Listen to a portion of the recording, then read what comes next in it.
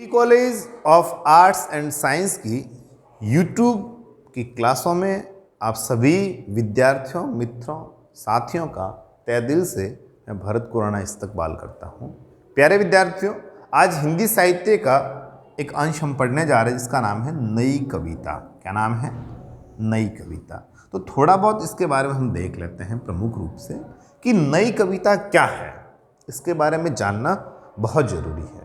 तो पहली बात तो ये कि जब दौर चल रहा था छायावाद का, उसके बाद में आया प्रगतिवाद। क्या आया? छायावाद के बाद में प्रगतिवाद। प्रगतिवाद के बाद में आ गया था प्रयोगवाद। क्या आ गया था प्यारे विद्यार्थियों? प्रयोगवाद। और प्रयोगवाद के बाद में जो एक समय आया, एक जो काल आया, और उसको नाम दिया गया नई कविता। क्या नाम दिया गया? नई कविता। तो अब मेरी बात को ध्यान से सुनिए कि जो प्रयोगवाद का समय था वो 1943 से लगा करके 1953 के बीच में था। 1943 से 1953। ठीक है। तो हम ये कह सकते हैं कि प्रयोगवाद का जो परिणाम है उसी को हम नई कविता कहेंगे। प्रयोगवाद का जो परिणाम आया और उस प्रयोगवाद के परिणाम को ही हम नई कविता का दर्जा देंगे, क्योंकि इस 10 वर्ष के भीतर जितने भी नवीन सुधार हुए, नवीन संपादन हुए, और उन्हीं का परिणाम है कि नई कविता। ठीक है।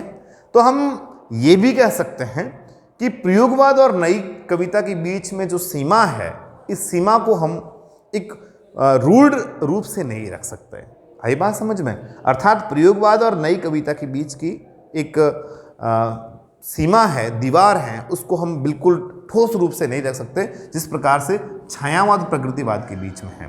इनको तो हम अलग अलग दायरे में रखेंगे, परंतु हम इनको इतना दूर नहीं कर सकते क्योंकि इसी का ही परिणाम है नई कविता। जैसे समझाने की कोशिश करता हूं। गेहूं था,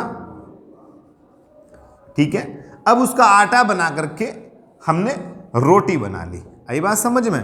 परंतु ये जो रोटी बनी हुई है ये कहीं न कहीं इस गेहूं का हिस्सा है, कहीं न कहीं गेहूं का हिस्सा है। हम इसको रोटी को गेहूं से अलग नहीं कर सकते। हम ये कदापि नहीं कह सकते कि ये रोटी है वो बेसन की बनी हुई है, ये नहीं कह सकते। बस आखिर में आपको मानना ही पड़ेगा कि ये जो रोटी है वो कहीं न कहीं इस गेहूं से निर्मित है। किससे निर्मित है? गेहूं से। तो उसी प्रकार का ये प्रयोग था जिसको हमने कहा नई कविता। क्या कहा? नई कविता। ठीक है। तो प्रयोगवाद के नवीन परिणामों का जो एक संकलन है उसको हम नई कविता कहेंगे। ठीक है। या फिर ये कह सकते हैं कि 1943 से 1953 के बीच में जो एक वाद चला, जो एक समय चला, और उसका जो बेहतर नतीजा था वो नई कविता था। नई कविता का मतलब था मौलिक चिंतन। ठीक है। मौलिकता, एक नयापन, है ना, एक नया, कुछ नया। मतलब ये नहीं आजकल के भजनी क्या कर रहे हैं, माला रमणीय भजन वाली डोरी। ठीक है। अब वो गाया किसने और सुना कौन रहे हैं? आपने नया सृजन क्या किया। नई कविता ये कह रही है कि आपने नया क्या बनाया। ठीक है। एक परिपाटी पे तो आप चल रहे हो, जिस प्रकार से भी ये भजन कलाकार हैं वो चल रहे हैं। ठीक है। डैलडी मार्ग में की हुई आई, तो अब ये गाने की चीज है। अणदा जी सोनी हैं, संत लक्ष्मी राम जी हैं, ठीक है, चतुर जी बाव जी हैं। वैसे जो लोग लिख करके गए, जो अपना मौलिक लेखन लिख करके गए, जिनको पढ़ा गया, उसी प्रकार से नई कविता भी कहती हैं कि खुद का हो, मौलिक हो और नया हो, जिससे कुछ नया मैसेज या संदेश जा सके। तो हम इसका जो समय काल कहेंगे दोस्तों, वो 1953 के बाद का कहेंगे। अर्थात नई कविता का उद्भव 1953 के बाद हुआ। नई कविता का उद्भव आप 1953 कर सकते हैं या 1953 के बाद का समय, उसको हम क्या कहेंगे? नई कविता। इसकी जो प्रमुख विशेषता है वो है जीवन के प्रति आस्था। क्या है? जीवन के प्रति आस्था रखनी है। प्रमुख विशेषताएं, प्रश्न आ सकता है नई कविता के बारे में आप क्या समझते हैं और नई कविता की प्रमुख विशेषताओं को जाहिर कीजिए। तो जीवन के प्रति आस्था। देखो, दो वर्ग के लोग हैं, एक तो हैं ए वर्ग के लोग। कौन से? ए वर्ग के लोग जो कहते हैं भगवान मुझे मौत दे, मुझे तो अब जीना ही नहीं है, मैं क्या करूं जीवन जी करके, बड़ा परेशान हूं, दुविधा में हूं। और एक वर्ग वो होता है बी प्रकार के लोग जो कहते हैं भाई मरे क्यों, 10 लाख अगर ऊपर हो गए हैं मेरे, 20 लाख का मेरे ऊपर कर्जा हो गया, तो मैं मेहनत करके इस 20 लाख को चुकाऊंगा, पर मैं मरूं क्यों? मरूं तो लोग या समाज मुझे बुरा कहेंगे। और ये वर्ग का जो है आदमी वो ये सोचता है भगवान अब मौत दे, अब वो दे। ये हार जाता है, ये हारता नहीं है। ठीक है, तो नई कविता भी ये कहती है कि इस वर्ग का जो आदमी है, जो हारने वाला, उसको परे रखिए। और जो बी वर्ग का है, बी श्रेणी का कोई भी व्यक्ति है, वो नई कविता के दायरे में आएगा। क्यों आएगा? क्योंकि ये जीवन के प्रति आस्था रख रहा है, और जीवन के प्रति आस्था रखना ये नई कविता का एक मुख्य गुण है। क्या है ये? मुख्य गुण। ठीक है, जीवन के प्रति आस्था नई कविता का प्रमुख गुण है। और 1953 के बाद की कविताओं को हम नई कविता की संज्ञा देंगे। क्या देंगे? नई कविता की संज्ञा। कब देंगे? 1953 के बाद की कविताओं को, क्योंकि 1943 से 1953 के बीच का जो समय था उसको तो हमने प्रयोगवाद कहा। और प्रयोगवाद के वे कवि जिन्होंने कुछ नया प्रयोग किया और उसके उत्पाद के रूप में हमें जो मिला उसे हम नई कविता कह रहे हैं। आपने सुना होगा, पिछले वीडियो में देखा है आपने कि तार सप्तक का संचालन हो रहा था, तार सप्तक बना जा रहा था, लिखा जा रहा था। तो उन तार सप्तक के जो कवि थे और इसके जो कर्णधार श्रीमान सच्चिदानंद हीरानंद वात्स्यायन जी अज्ञे थे, उनके परिणाम स्वरूप, उनके उत्पाद स्वरूप जो रचनाएं, जो सृजन, जो लोग तैयार हुए, उनको हम नई कविता के कर्णधार कहेंगे। आई बात समझ में? और आगे है कि लघु मानववादी संकीर्ण सोच को खत्म किया। कौन? किसको? लघु मानववादी संकीर्ण सोच। अब लघु मानव क्या है वो समझाने की कोशिश कर रहा हूं, तो सुनिए। लघु मानववादी सोच अर्थात ये कह रहा है कि आदमी दो प्रकार का है। ठीक है, एक तो होता है लघु का गुरु। ठीक है, पर यहां पे मैं लघु का छोटा कर देता हूं, बड़ा और छोटा। हमारे समाज ने दो भागों में लोगों को बांटा, एक तो बड़ा आदमी, एक छोटा आदमी। ठीक है, और कहीं ना कहीं इसके पीछे धन महत्वपूर्ण है, पैसा महत्वपूर्ण है। ठीक है, जहां पर पैसा ज्यादा आ जाता है वहां पे आदमी की जाति नहीं देखी जाती, जबकि भगवान ये कहता है कि मैंने सिर्फ इंसान बनाया है। ठीक है, जरूर एक भेद किया है कि एक को मैंने नर बना दिया और एक को मैंने मादा बना दिया, बाकी मेरी तरफ से कोई भेद नहीं है। परंतु वो पूंजीवादी लोग, वे सामंतवादी लोग जो एक वर्ग को पाट करके, एक वर्ग को तोड़ करके ये साबित करते हैं कि ये वर्ग छोटा है, तो वो बात नई कविता में आई कि लघु मानववादी सोच है वो गलत है। आदमी कोई छोटा नहीं होता। ठीक है, वो उसके मेहनत का परिणाम है कि वो लघु है, बाकी लघु आदमी कोई नहीं होता। छोटा कौन होता है? बड़ा कौन होता है? कोई छोटा और बड़ा नहीं होता। आदमी की बस मेहनत का परिणाम है कि वो ढंग से मेहनत नहीं करता, और उसको ढंग से मेहनत नहीं करने के बाद में वो धन अर्जित नहीं कर पाता, और कुछ प्रारब्ध होते हैं, और उस प्रारब्ध के कारण व्यक्ति है वो ऊंचाइयों और बुलंदियों को हासिल नहीं कर पाता। ठीक है, तो ये लघु मानववादी जो सोच है उसको इसके अंतर्गत किया गया, नई कविता में तैयार किया गया कि ये सोच नहीं रखनी चाहिए। ठीक है, और अगली बात है यथार्थवादिता, जो शायद प्रगतिवाद के भी अंदर आई होगी। यथार्थवादिता, प्यारे विद्यार्थियों, प्यारे मित्रों, साथियों, सुनिए। एक चीज होती है आदर्श, जो मैंने शायद बता रखी है वीडियो में, फिर भी बता देता हूं। एक बात होती है आदर्श और एक होता है यथार्थ। आदर्श सिर्फ कहता है, आदर्श तो सिर्फ और सिर्फ कहता है हमें चोरी नहीं करनी चाहिए, हमें सच बोलना चाहिए, हमें उस प्रकार से करना चाहिए, सदा नेकी पे चलना चाहिए। आदर्श का मतलब होता है केवल बड़ी बड़ी बातें, पर यथार्थ कहता और करता दोनों है।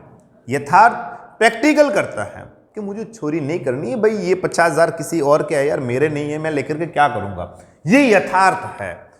तो आदर्श और यथार्थ में काफी दिन और रात का अंतर है कि आदर्श जो कोई देख रहा है, किसी के नजर में आदर्श है, हो सकता है उसके नजर में यथार्थ नहीं है, परंतु जिसके दिमाग में यथार्थ है उसके दिमाग में 100% आदर्श है, क्योंकि आदर्श के बिना यथार्थ नहीं होता और यथार्थ के अंतर्गत आदर्श होता ही होता है। परंतु ये कोई गारंटी नहीं है कि आदर्श जिसमें होगा उसके अंतर्गत यथार्थ होगा, परंतु ये जरूर गारंटी है कि जिसमें यथार्थ होगा उसके अंतर्गत आदर्श मौजूद ही होगा। तो नई कविता कहती है यथार्थवादिता पर जोर दीजिए, ठीक है, प्रैक्टिकल कीजिए, अर्थात छोटी जो संकीर्ण मानसिकताएं हैं उनको आप मत मानिए। ये तो कहता है कि नहीं माननी चाहिए, ये कहता है कि नहीं माननी, क्यों माने, वो चीज नई कविता में तैयार हुई, वो बातें नई कविता में आई। आगे देखते हैं, नया शिल्प, जो हमने पहले बात की वही बात कहीं ना कहीं यहां आ रही है, मौलिकता। नया शिल्प तैयार किया गया, क्या किया गया, नया शिल्प, अर्थात एक जो ढर्रा है सदियों से चला आ रहा है उससे परे, उससे हट करके, लेख से हट करके जो नया सृजन किया गया उसको नई कविता के दायरे में बांधा गया। अर्थात नई कविता मांग करती है कि नए शिल्प का निर्माण किया जावे, ये इसके अंतर्गत सम्मिलित है। आई बात समझ में? नया लिखना है, पुराना चल रहा है उसका तो क्या मतलब, ठीक है। या फिर कोई भी जैसे गीत है, दोहा है, वो कोई लिख करके चले गए, आप अभी तक उसको लेकर के बैठे हो, जबकि समाज ये मांग कर रही है कि आप क्या कर रहे हैं, आप भी तो करो, आप भी तो लाओ, तब जाकर के मजा आता है। तो वो चीज नई कविता में आई और नई कविता में ये चीज परिलक्षित हुई। और एक है लोक संस्कृति, इसकी विशेषताओं में शामिल है कि लोक संस्कृति का ध्यान रखा गया। किसका ध्यान रखा गया? लोक संस्कृति। हमारा जो एक कल्चर है, हमारा जो लोक सांस्कृतिक धरोहर है, उन बातों को नई कविता के पेंदे में रखा गया। ये कहा गया यहाँ पे कि लोक संस्कृति को बचाना है, लोक संस्कृति को जनमानस तक पहुंचाने पर हमारा जो साहित्य है वो समृद्ध रहेगा, हमारा जो शिल्प है वो उच्चतम रहेगा, उच्च श्रेणी का रहेगा। इन बातों को नई कविता के अंतर्गत के रखा गया। अर्थात लोक संस्कृति को मानना, उसका आदर करना और आने वाली पीढ़ियों तक लेकर के जाना, वो बातें नई कविता के अंतर्गत सम्मिलित थी, ठीक है। ये बातें ना तो छायावाद में थी, ना द्विवेदी युग में थी, ना पहले थी। लोक संस्कृति पर ज्यादा जो फोकस किया गया वो नई कविता में किया गया। आई बात समझ में? और एक है अनुभूति, इसका अंतिम पॉइंट है अनुभूति। व्यक्ति की जो अभिव्यक्ति है और अभिव्यक्ति के साथ में उसकी जो अनुभूति है, उसका खास ध्यान यहां रखा गया कि आदमी की अनुभूतियों के ऊपर ध्यान रखा जावे, ठीक है। वो क्या चाहता है, उसने क्या महसूस किया है, और ये अनुभूति है, ये कुछ ना कुछ लिखवाएगी। जैसे एक है ना कि परहित सरिस धर्म नहीं भाई, पर पीड़ा सम नहीं दुख जगमाई। अर्थात पराये को दुखी करना उसके समान कोई पाप है ही नहीं। जब आप भूखे को क्या आनंद आता है भोजन खाने पर, जब आप खुद भूखा रह करके देखेंगे और भोजन करेंगे तब आपको महसूस होगा अच्छा ये आनंद आता है, उसको कहते हैं अनुभूति। तो अनुभूति जब आदमी करेगा तभी तो किसी मुद्दे पर वो लिखेगा, तभी तो उसकी लेखनी चलेगी। इस बात को नई कविता के अंतर्गत विशेष ध्यान दिया गया। आई बात समझ में। और नई कविता ने एक हिंदी साहित्य का एक जो चलने वाला ढर्रा था उसको बिल्कुल बदल करके एक नया शिल्प तैयार किया, समाज में एक नई जागृति लाई साहित्य के माध्यम से, और लोगों को हिंदी की ओर अटैचमेंट किया, जोड़ा, पकड़ा, आकर्षित भी किया और बहुत सारी बातें हुई। तो नई कविता हिंदी साहित्य का ये अंतिम वीडियो था, ये अंतिम टॉपिक था। इसके साथ में अपनी जो यूनिट है वो समाप्त हो चुकी है और इतने बड़े नहीं हैं, हालांकि अलग अलग मैंने वीडियो इसलिए बनाई ताकि आप कन्फ्यूजन ना हो, जबकि बात तो ये थी कि हम 2 वीडियो में सल्टा सकते थे पूरा का पूरा, है ना, पुनर्जागरण से लगा करके यहाँ तक, पर हमने ऐसा नहीं किया। आई बात समझ में, क्योंकि हम आपका हित चाहते हैं। हम ये कभी नहीं चाहते कि भाई हमारा भला हो और आप छोड़ो जाने दो वगैरह, नहीं।